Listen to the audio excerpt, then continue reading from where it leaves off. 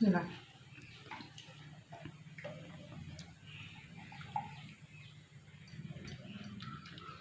तो देखिपे सांग मैंने आइसक्रीम करता ग्लास थोड़ा तार कि आइसक्रीम डिजाइन हो ग्लास बढ़िया लगे देखिए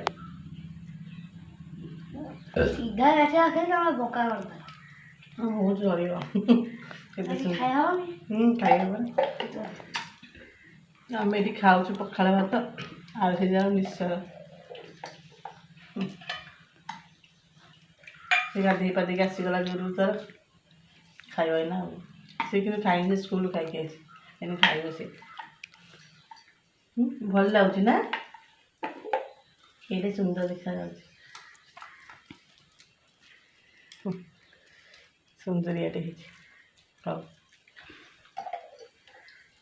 हाँ हाय नमस्कार जय जगन्नाथ केमती अच्छे आपण मैंने आशा करछि आपण मैंने समस्त भगवान दयारे भले थे आ खुशी थे आम भले अच्छु आ खुशी अच्छु तो चलतु आज आउ गोटे सुंदर आ फ्रेश ब्लॉगटे आरंभ करवा जदि आपण मानक आमर ये वीडियो भल लगुच तेल वीडियो शेष में लाइक करेंगे कमेंट करेंगे शेयर करेंगे सब्सक्राइब करने को जमा भी भूलें आपण मानकर से सदा आशीर्वाद मो परिवार निहाती जरूरी आ कहिबारे भी कोठी जदि किसी भूल हो जाथिबो ताल दया करी आपण माने आपण मानकर परिवार जन सदस्य बोली भाभी क्षमा करदेवे। तो सुजी उपमा बनैबी सांग मैंने से कड़ाई घी पकई देछि आठी भुसुंगा पत्र आला पियाज टे काटी नहीं शुखला लंका टे चलतु ये पकईदे आग टे पकईदे हूँ भुसुंगा पत्र तरह नुआ मुंडे लंका टे पकईदेली पियाज टे पकईदे मो झील मुंड से एंपुणी आणुआ तो मोर आगे भुसुंगा पत्र तातीगला दीटा एंपुणी तीन मुंडे चलती देखा ना देखा सब घड़घड़ी माइल सांग मैंने पुणी बोधे वर्षा हाँ ना कौन तो वर्षा चलती आज भी मेघ पाग देखा जाओ कौन कमी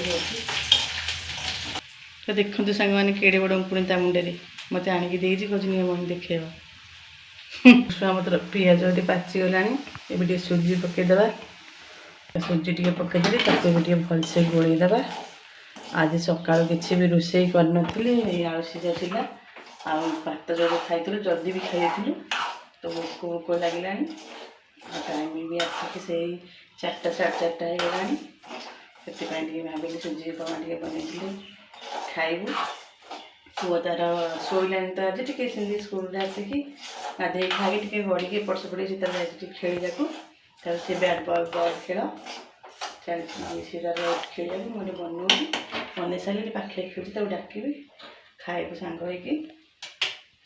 एमती हूँ कथा सांग मैंने कौन करवा तो सुजी ये भाजी होगा हल्का लाल लाल भी हो गला पानी देदेबा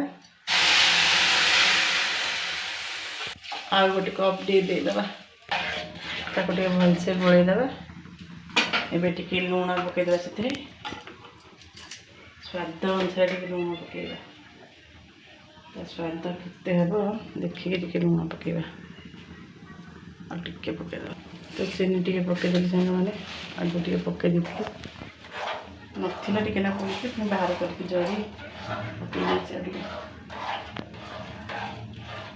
तो ये सुजी उपमा रेडी हो जाती सांग मैंने भाई भौणी ये खाऊँ गरम थी तो फैंटा लगे ठंडा हो खाईदे आलतु जा मुझे सांगे टे खाईदे बसिकना मिठा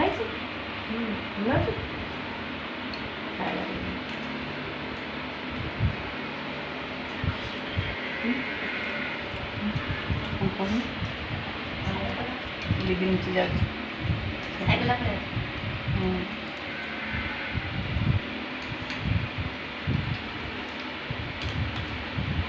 खाई दे कि खेल पड़े मुसम रही मशा कौन उठे ना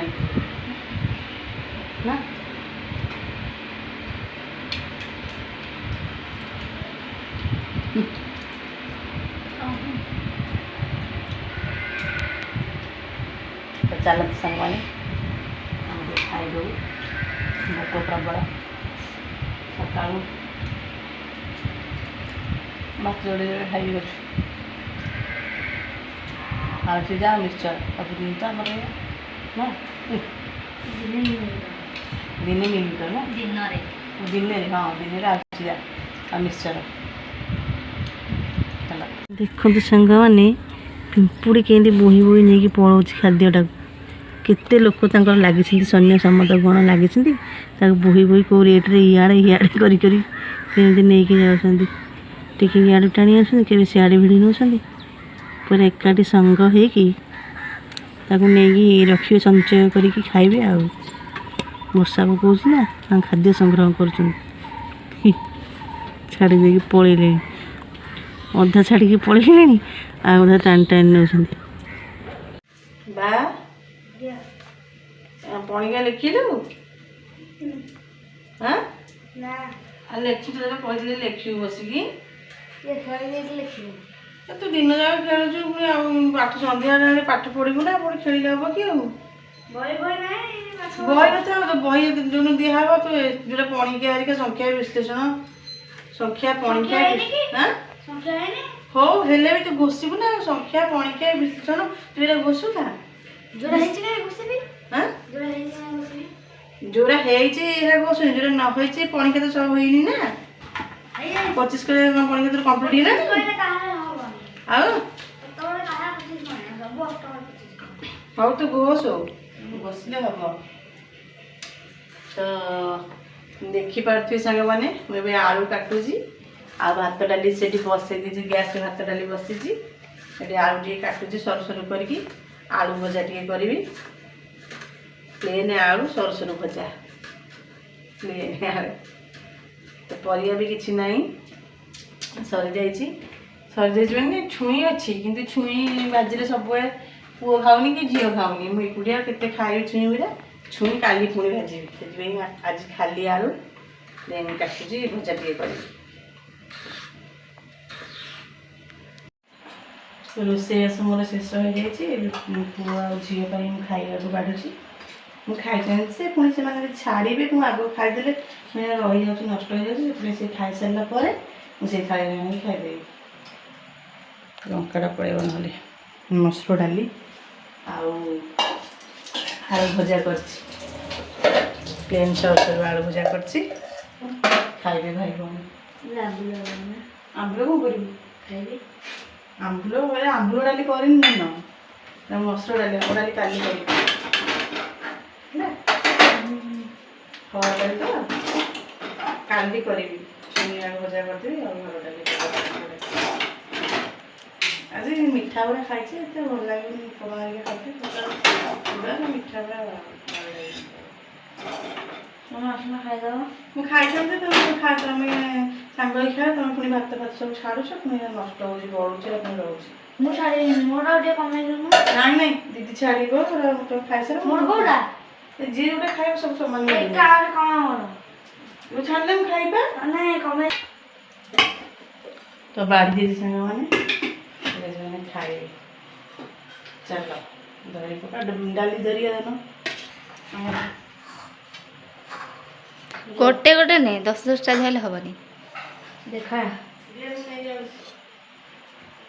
ପଡ଼ି ଯିବ ଗୋଟେ ଟମାଟର ତଲା ଛାଡ଼ି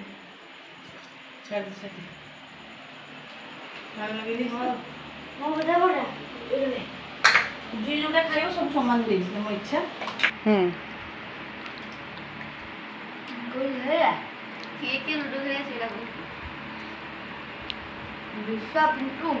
ହଲନି ଖାଇଲା ବେଳେ।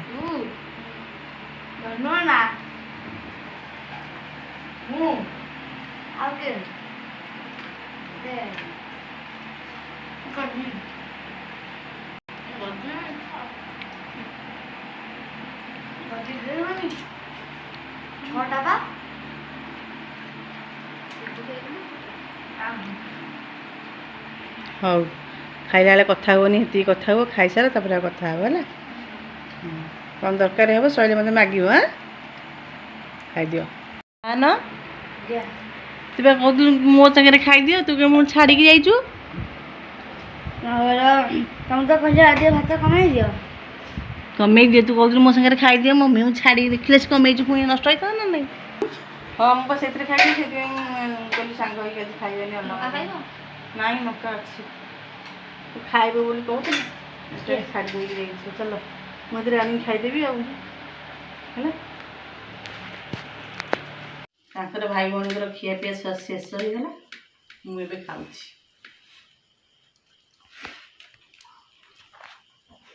ଆଳୁ ସିଝା, ଟମାଟୋ ଆଉ ହେଲା ପିଆଜ ମିକ୍ସଚର ଦଳି ଦେଇଛି ଟିକେ ଖାଇଥାନ୍ତୁ।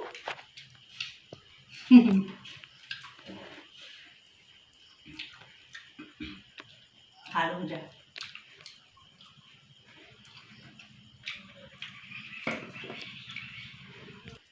ଆଳୁ ଭଜା ଟିକେ ଲୁଣିଆ ହେଇଯାଇଛି। ରାଗ ହେଇଯାଇଛି ନା ଲୁଣିଆ ହେଇଯାଇଛି? ରାଗ ହେଇନି, ରାଗ ଲାଗୁଛି। ପାଟିରୁ ଖାଇଯାଇଛି ତ ସେଥିପାଇଁ ରାଗ ଲାଗୁଛି। ସତରେ ରାଗ ଲାଗୁଛି। ପାଟି ଘା ଆମର କମିଗଲାଣି। ପଖାଳ ତୁ ଟିକେ ଲୁଣ ଦେଇଗଲା।